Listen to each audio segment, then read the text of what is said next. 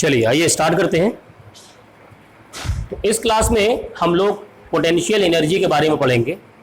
देखिए पिछले लेक्चर पे आपने देखा होगा कि पोटेंशियल एनर्जी से पहले जो मैंने पढ़ाया उसमें मैंने आपको वर्क डन कैलकुलेट करना सिखाया और साथ ही साथ मैंने आपको सिखाया कि किस तरीके से कंजर्वेटिव फोर्स और नॉन कंजर्वेटिव फोर्सेस की पहचान करेंगे। और फिर हम लोगों ने वर्क एनर्जी थ्योरम के बारे में पढ़ा। अच्छा, जो वर्क एनर्जी थ्योरम होता है उसका मैंने आपको प्रूफ भी बताया कि ये जो थ्योरम है किन फोर्सेस पर वर्क करता है, मतलब कंजर्वेटिव फोर्स का यूज करेंगे तब पता चलेगा। अक्सर लोग गलतफहमी होती है कि साइक्लिक प्रोसेस में अगर वर्क डन देखा जाए तो वो जीरो होता है। गलत बात। अगर आप नॉन कंजर्वेटिव का देखेंगे और कंजर्वेटिव का देखेंगे तो दोनों का अलग अलग होता है, दोनों का आपको अलग देखना पड़ेगा। और कंजर्वेटिव और नॉन कंजर्वेटिव फोर्सेस की मैंने आपको पहचान भी बताया था। आज हम लोग बात करेंगे पोटेंशियल एनर्जी के बारे में। ठीक है, सबसे पहले बात यह समझिए कि पोटेंशियल एनर्जी कैलकुलेट करने का कोई भी फॉर्मूला नहीं है। पोटेंशियल एनर्जी कैलकुलेट करने का हमारे पास कोई भी फॉर्मूला नहीं। हम हमेशा change in potential energy calculate करते हैं। ठीक है, तो वो क्या होता है, change in potential energy, note करिए इसे, change in potential energy is equal to negative of work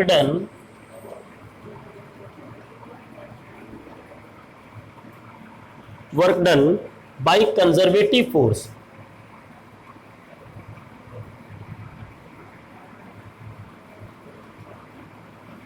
तो जो चेंज इन पोटेंशियल एनर्जी होता है वो कंजर्वेटिव फोर्स के लिए ही डिफाइन किया गया है। यानी ये होगा जो change in potential energy delta U की वैल्यू वो होगा वर्क डन, वो भी क्या होगा कंजर्वेटिव फोर्स के लिए, वो भी नेगेटिव में होगा। एक बात तो ये हो गई। दूसरी बात समझिएगा, इसको दिख रहा है आपको ना, आयशा आवाज आ रही है? ठीक है, चलिए। तो मैं बात कर रहा था पोटेंशियल एनर्जी की। अच्छा, पोटेंशियल एनर्जी का हम लोग फॉर्मूला जानते हैं। हमसे कोई पूछा जाए पोटेंशियल एनर्जी फॉर्मूला बताइए तो हम लोग कहते हैं mgh। नहीं, एक्चुअल में change in potential energy calculate करते वक्त इनिशियल पोटेंशियल एनर्जी हम जीरो मान लेते हैं, इसलिए mgh वैल्यू आती है। कैसे इसको प्रूफ करेंगे समझिएगा। अच्छा, दूसरी बात यह है कि डेल्टा जो u होगा वो होगा u final minus u initial is equal to minus wc। ये फॉर्मूला हो जाता है हमारा पोटेंशियल एनर्जी कैलकुलेट करने के लिए। दूसरी बात, जो वर्क डन हमें कैलकुलेट करना है वो कंजर्वेटिव फोर्स के लिए है। नॉन कंजर्वेटिव फोर्सेस के लिए चेंज पोटेंशियल एनर्जी डिफाइंड ही नहीं है। Potential energy is not defined for non-conservative force. Non-conservative forces like non-conservative forces में कौन कौन से हैं, जैसे कि है फ्रिक्शन, नॉन कंजर्वेटिव फोर्स है। तो आप उसकी वजह से कभी आपने पोटेंशियल एनर्जी कैलकुलेट करते नहीं देखा होगा, है ना। तो हमेशा कैलकुलेट किया जाता है कंजर्वेटिव फोर्सेस की वजह से। आइए जरा इसका एक तरीके से प्रूफ भी देखते हैं। मान लीजिए ये आपका अर्थ है और कोई ब्लॉक यहां पर था, आपने इसे रस्सी से बांध रखा है, यहां पर है, और इसकी जो हाइट है वो है h1 इनिशियल पोजीशन पर। मैंने क्या किया, मैं इसकी हाइट को लेकर के ऊपर गया, तो मैं इसको लेकर गया यहां पर, m को मैं उधर लेकर चला गया, और जब मैं इसको यहां लेकर गया तो इसकी हाइट क्या होगी, अब यहां से कैलकुलेट करेंगे। ठीक है, वो जो हाइट है वो है h2। अब h2 ये हाइट हो गई, h1 ये हाइट हो गई, दोनों का डिफरेंस कितना होगा, दोनों का डिफरेंस ये होगा h2 माइनस h1। तो अगर देखा जाए तो डिस्प्लेसमेंट कितना हुआ, h2 माइनस h1, ये डिस्प्लेसमेंट हो गया। तो मैं अगर बात करूं डिस्प्लेसमेंट s की तो वो होगा s2 माइनस s1। फोर्स कितना लग रहा है, वो लग रहा है mg, नीचे इसका वेट वर्क करेगा mg। ठीक है, तो अब अगर मैं यहां पर वर्क डन कैलकुलेट करूं, वर्क डन वो होता है F S cos theta, F S cos theta. Arup ध्यान दीजिए, F S cos theta, force into displacement into cos theta. Angle किसके बीच में होता है? फोर्स और डिस्प्लेसमेंट के बीच में। फोर्स लग रहा है mg, डिस्प्लेसमेंट कितना है? h2 minus h1, h2 minus h1। और एंगल की बात करें अगर कॉस थीटा, तो देखिए फोर्स लग रहा है नीचे और डिस्प्लेसमेंट हो रहा है ऊपर, तो एंगल कितना हुआ? 180 डिग्री। तो यहां पर कॉस 180 डिग्री, तो देखिए यहां से क्या आ जाएगा? माइनस mg आ जाएगा। कॉस 180 की वैल्यू माइनस होगा, ठीक है, minus mg h2 minus h1, h2 minus h1। ये आ गया हमारा वर्क डन। अच्छा, क्या मैं इसको ऐसे नहीं लिख सकता? माइनस अंदर ब्रैकेट में mg h2 minus mg h1, ये होगा। अभी क्लियर आवाज है? अभी बताइए, आवाज क्लियर है? ठीक है। तो मैं ये कह रहा था यहां पर, हाँ रिदा बताइए। नहीं, आपकी आवाज कट रही है रिदा।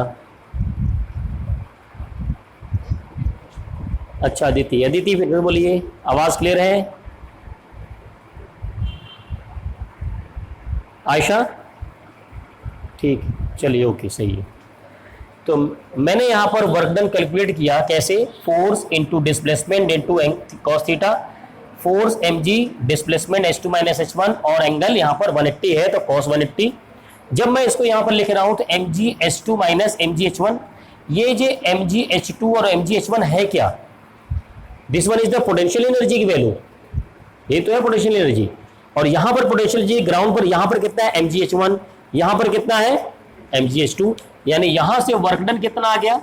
वर्क डन वो आ गया minus u final minus u initial, ये तो है u final minus u initial. Minus आप इधर लगा दीजिए, ये आ जाएगा u final minus u initial negative of work done. देखिए ये आ गया, ये थ्योरम हमने प्रूव कर दिया यहाँ पर। अब हम इसी को यूज करेंगे आगे न्यूमेरिकल को सॉल्व करने के लिए, ठीक है। चलिए नोट कीजिए आप लोग, किसी को डाउट है तो दोबारा से पूछिए, नोट कर लीजिए इसको।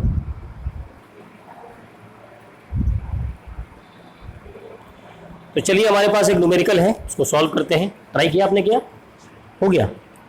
नहीं हुआ? चलिए ठीक, सॉल्व करते हैं। कह रहा है ए व्हीकल ऑफ मास 15 क्विंटल। तो यहाँ पर देखा जाए तो मास गिवन है वो है 15 क्विंटल, यानी कि 1500 kg।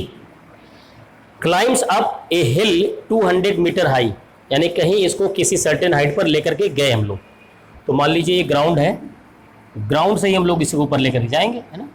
कह रहा है it then moves on a level road, यानी 200 मीटर हाइट में जाने के बाद वो लेवल रोड को मूव कर रहा with speed of 30 metre per second. Calculate the potential energy gained by it and its total mechanical energy while running on the top of hill. देखिए समझिएगा, ब्लॉक पहले कहीं कभी यहां था, इसको ऊपर लेकर गए किसी हिल पर और उसको यहां लेके चले गए, और ये जो हाइट इसको लेकर गए ये था 200 मीटर, 200 मीटर ऊपर लेके चले गए। अब जाहिर सी बात है यहां से यहां जाने में क्या होगा? चेंज इन पोटेंशियल एनर्जी होगा, तो वो गेन होगा उसमें। वो पोटेंशियल एनर्जी मैंने आपको क्या फॉर्मूला बताया था? मैंने आपसे कहा कि जो इसमें पोटेंशियल एनर्जी में चेंज होगा uf माइनस ui, वो होगा वर्क डन और नेगेटिव वर्क डन, ठीक है। चलिए कैलकुलेट करते हैं। देखिए फाइनल जो इसका जो यहाँ पर पोटेंशियल एनर्जी होगा वो uf होगा, और इनिशियल तो यहां पर कितना रहा होगा? 0 रहा होगा ना। तो यहां पर तो था उसका वैल्यू 0। mgh1 mgh2, mgh1 तो h1 0 है, और यहां पर जाने के बाद uf होगा फाइनल।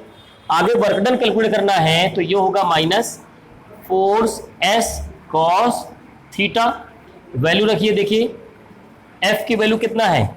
देखिए ये क्या हो रहा है, इसमें फोर्स जो लगेगा वो नीचे की तरफ लगेगा mg, और डिस्प्लेसमेंट कैसा है ऊपर, तो यहां पर आप लगाएंगे mg और डिस्प्लेसमेंट s, और इन दोनों के बीच में एंगल कितना है आयशा, एंगल कितना होगा 180। Very good. फोर्स नीचे, डिस्प्लेसमेंट ऊपर, तो ये हो गया 180। यहां पर वैल्यू रख देते हैं माइनस m की वैल्यू 1500, g की वैल्यू 10 ले लीजिए मान लीजिए, और cos 180 की वैल्यू -1 सीधे सीधे। तो यहां से देखिए पोटेंशियल एनर्जी कितना आ गया, माइनस से मल्टीप्लाई कर देंगे तो ये हो जाएगा 15,000 जूल।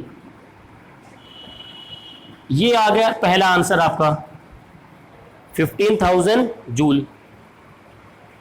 क्लियर भाई। डिस्प्लेसमेंट, सॉरी एक चीज छूट गया, यहां पर s की वैल्यू 200, ठीक है, तो यहां पर 15,000 ना होकर के यहाँ 15,000 इंटू, है ना, तो यहाँ अगर करेंगे तो 3 जीरो इसमें और 2 5, तो ये हो जाएगा 3 इंटू 6 10⁻6 30,000। इसका मतलब 30,000 नहीं, यहाँ 200 है।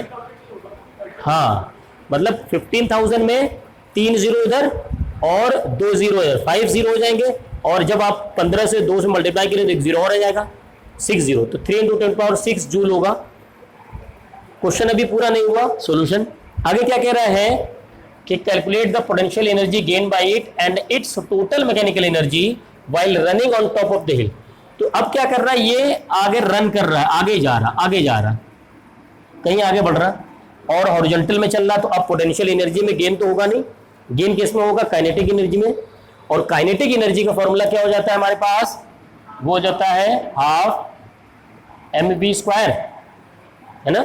वैल्यू रखेंगे हाफ, m की वैल्यू 1500 और v की वैल्यू, v हमारे पास गिवन है, मूव कर रहा है 30 मीटर पर सेकंड से, 30 का स्क्वायर, तो यहां से हाफ 1500 इंटू 900, ठीक है, 1500 इंटू 900, तो मल्टीप्लाई करिए इसको, यहां पर 4 जीरो तो पहले लगा दीजिए, और 5 9 4 13, ये होगा बाई 2, ठीक है, तो 6 और यहां पर आ जाएगा 15, 2 7 14, फिर 5 30, ये होगा जूल काइनेटिक एनर्जी इसकी। देखिए यहां पर काइनेटिक एनर्जी में कैलकुलेट किया 1500 मास और वेलोसिटी 30 का स्क्वायर कर दिया, सॉल्व किया, तो ये आ गया इसके काइनेटिक एनर्जी। अब ये काइनेटिक एनर्जी और पोटेंशियल एनर्जी दोनों को ऐड करके आएगा टोटल एनर्जी। जो टोटल एनर्जी आएगा वो कितना होगा, यहां से 3 इंटू 10⁻6 प्लस उसकी वैल्यू रखिए, तो देखिए 10⁻6 में लेके आइएगा तब ऐड कर पाएंगे। यहां कितना है 2 4 6, आप क्या करिए 0.67 इंटू 10⁻6 कर दीजिए। अब देखिए ऐड करने में आसानी होगी, 3.67 इंटू 10⁻6 जूल, ये होगा इसका टोटल एनर्जी। तो ये दूसरा आंसर हुआ। फर्स्ट आंसर पूरा पोटेंशियल एनर्जी, दूसरा आंसर होगा इसका total potential energy plus kinetic energy.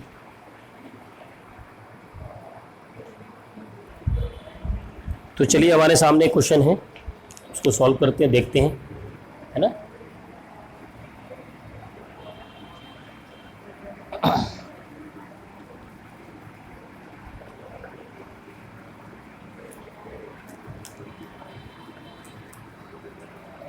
तो नया क्वेश्चन हमारे सामने है, चलिए मैं आपको हिंट कर दे रहा हूँ, थोड़ा सा ट्राई कीजिएगा आप लोग। कह रहे calculate the velocity of bob of a simple pendulum at its mean position if it is able to rise to a vertical height of 10 centimetre. सबसे पहले आपको सिंपल पेंडुलम की पोजीशन को समझना पड़ेगा। सिंपल पेंडुलम होता कैसा है वो जानिए।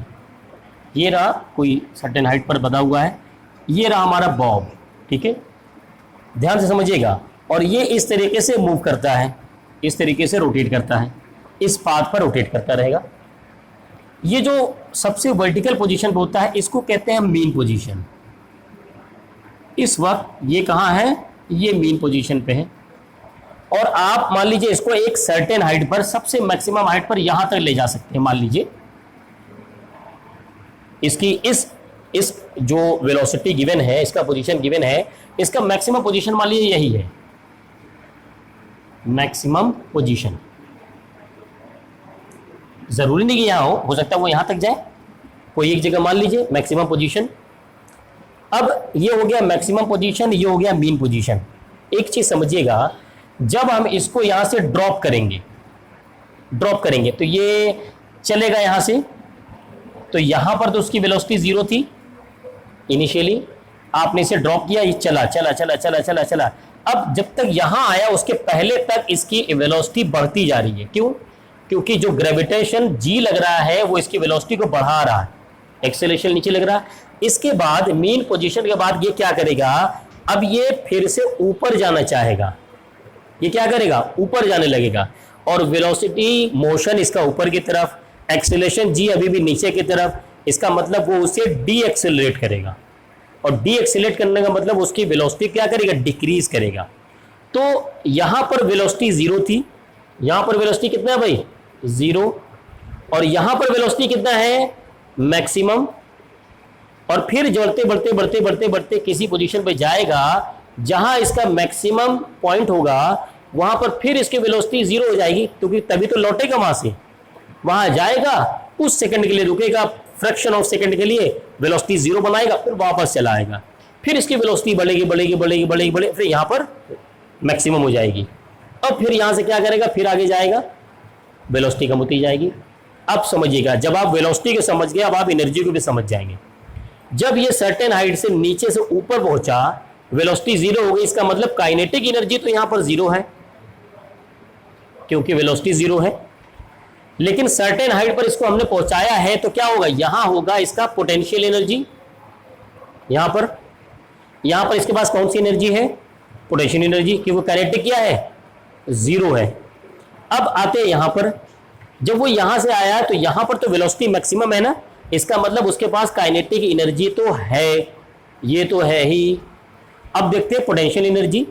पोटेंशियल एनर्जी भाई, अगर आप इसको रेफरेंस पॉइंट मानेंगे तो पोटेंशियल एनर्जी यहां पर क्या होगा, जीरो, क्योंकि इसके ऊपर हाइट जाने पर क्या होगा, उसकी पोटेंशियल एनर्जी होगी। जैसे ग्राउंड पर पोटेंशियल एनर्जी जीरो होती है, तो आपने इसको ग्राउंड को मान लिया, रेफरेंस पॉइंट मान लिया, तो यहां पर क्या होगा, पोटेंशियल एनर्जी जीरो। बात समझ में ये आई कि यहां पर इसके पास सिर्फ काइनेटिक एनर्जी, पोटेंशियल एनर्जी है, और यहां पर इसके पास सिर्फ काइनेटिक एनर्जी। तो अगर हम कंजर्वेशन ऑफ एनर्जी लगाएं, कंजर्वेशन ऑफ एनर्जी, तो जो एनर्जी यहां थी वही एनर्जी यहां पर रहेगी। Energy neither be created nor be destroyed. तो इसका मतलब potential energy at max point is equal to kinetic energy at mean position. बात समझ में आ गई सबको? पोटेंशियल एनर्जी मैक्स पॉइंट क्या होगा, kinetic energy at mean position. Potential energy formula कितना होगा, mgh, काइनेटिक एनर्जी कितना होगा, हाफ mv²। m से m कैंसिल, क्या फाइंड करना है हमें, वेलोसिटी फाइंड करना है। v² हो जाएगा 2gh क्रॉस मल्टीप्लाई करके, v हो जाएगा √2gh, वैल्यू रख दीजिए v2g 9.8, और हाइट कितना हाइट तक लेकर गए थे भाई इसको, calculate the velocity of the bob of a simple pendulum at its mean position if it's able to rise to a vertical height of 10 centimetre. यानी ये जो हाइट है, हाइट कैसे गिनोगे, यहां से गिनो, ये जो हाइट है, ये हाइट वो कितना है भाई, 10 सेंटीमीटर, यानी कि 0.1 मीटर, 0.1 मीटर रख दीजिए, आपका यहां से आंसर आ जाएगा, वो इतना ही आंसर आएगा, 1.4 मीटर पर सेकेंड। तो इसमें हमने कॉन्सेप्ट क्या लगाया, पेंडुलम एकदम दिमाग में बैठ गया, समझ में आ गया कि मैक्सिमम पोजीशन पर, मैक्सिमम हाइट पर पोटेंशियल एनर्जी होती है, काइनेटिक एनर्जी जीरो होती है। यहां पर सिर्फ क्या होती है, kinetic energy, potential energy zero होती है। ये दिमाग में बिठाए रखिए, हमेशा आप न्यूमेरिकल सॉल्व कर पाएंगे इसके। चलिए नोट करिए, कोई डाउट है तो पूछिएगा।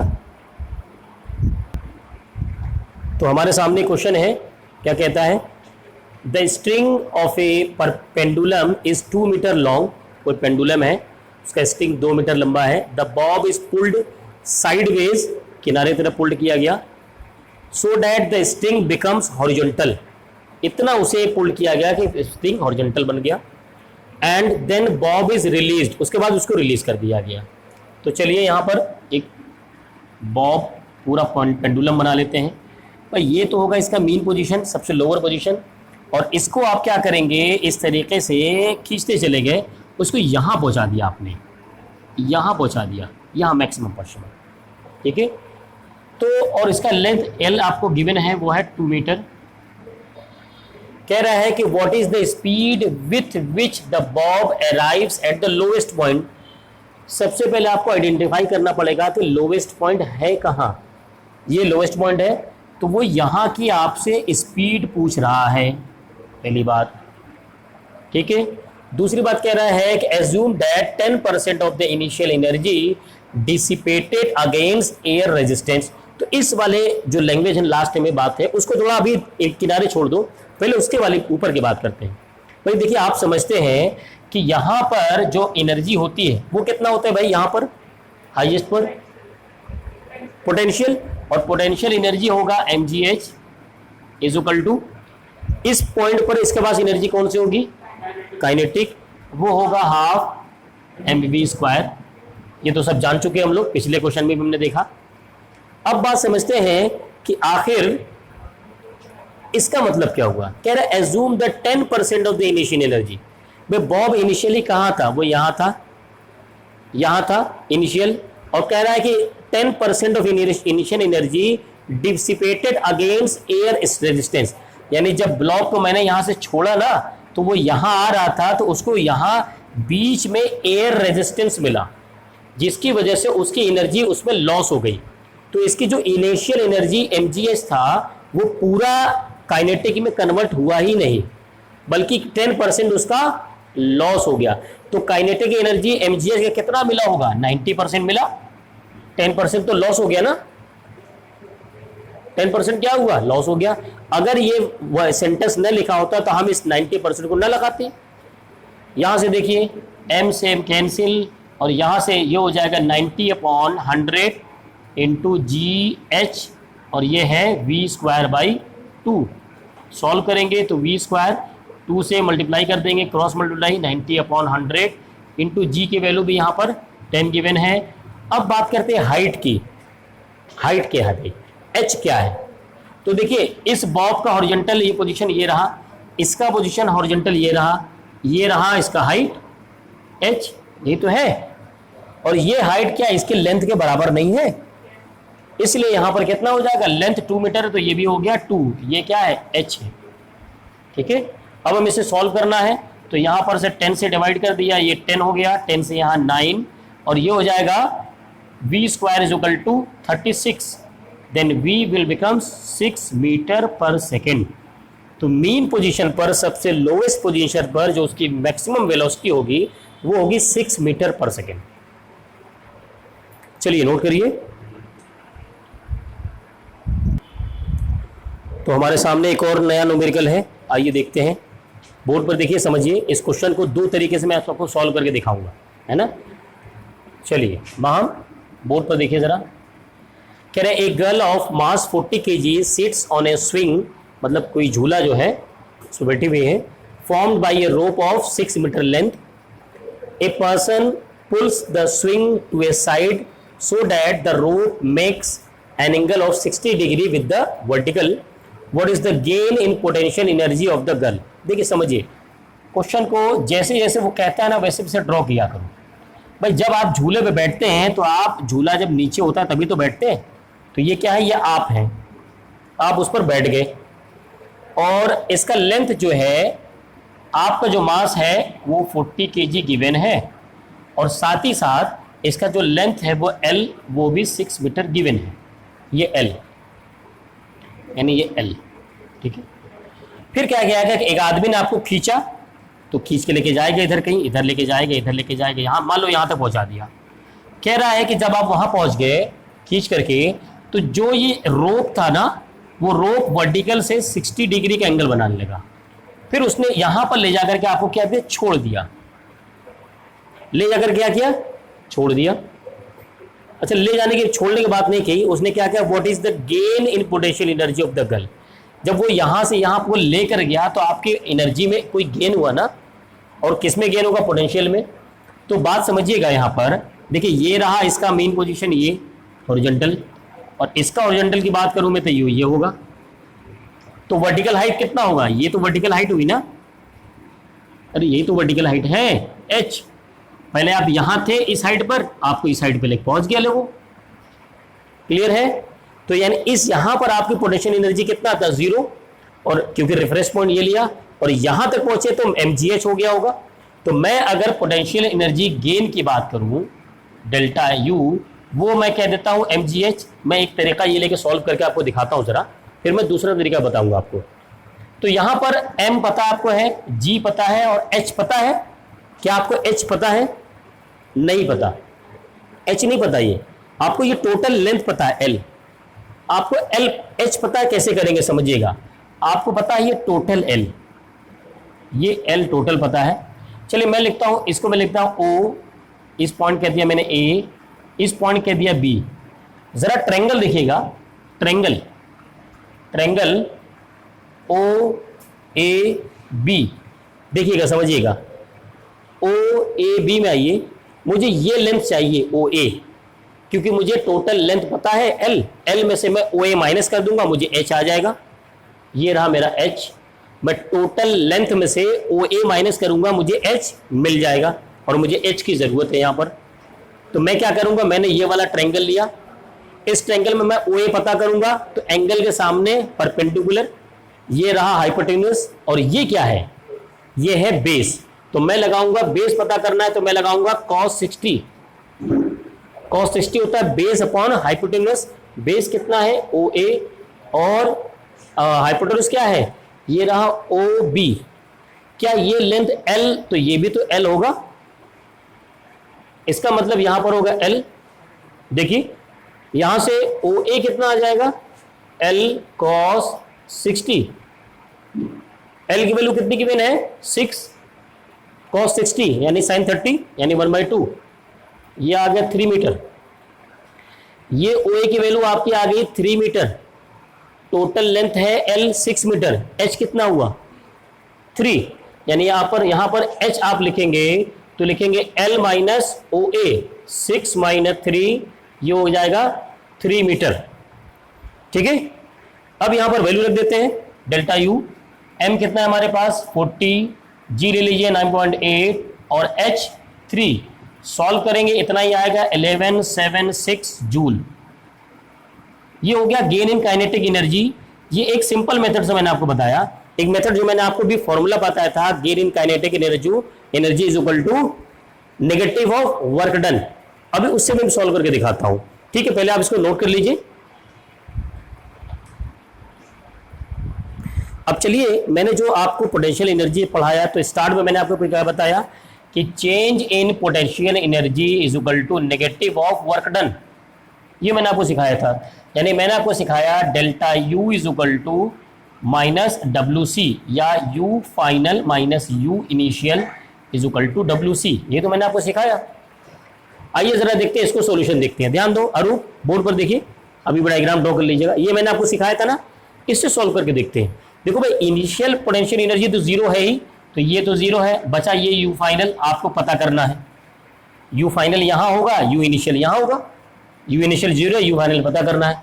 वर्क डन, वर्क डन यहाँ नेगेटिव होगा, यहाँ नेगेटिव लगा करके force into displacement into cos theta. Force कितना है नीचे mg, डिस्प्लेसमेंट कितना हो रहा है h ऊपर की तरफ, ठीक है, और एंगल कितना है, वर्क फोर्स नीचे डिस्प्लेसमेंट ऊपर, तो यहां होगा cos थीटा, यानी यहां होगा cos 180 डिग्री। cos 180 की वैल्यू आएगी माइनस में, माइनस से माइनस मल्टीप्लाई कर देंगे हो जाएगा प्लस में, और अभी हमने mgh की वैल्यू निकाली, सारी वैल्यू रख करके वही आया 1176 जूल। क्लियर? तो एक्चुअल में सही मायने में कॉन्सेप्ट तो ये है, लेकिन कभी कभी डायरेक्ट फॉर्मूला आदमी लगा देता है कि mgh लगा दो, mgh पूरा फॉर्मूला नहीं होता, वो पूरा फॉर्मूला नहीं होता, पूरा फॉर्मूला ये होता है। ठीक है, इसको बेस बनाइए, है ना, इसको बेस बना कर सीखेंगे तो आपके एक भी न्यूमेरिकल गलत नहीं होंगे।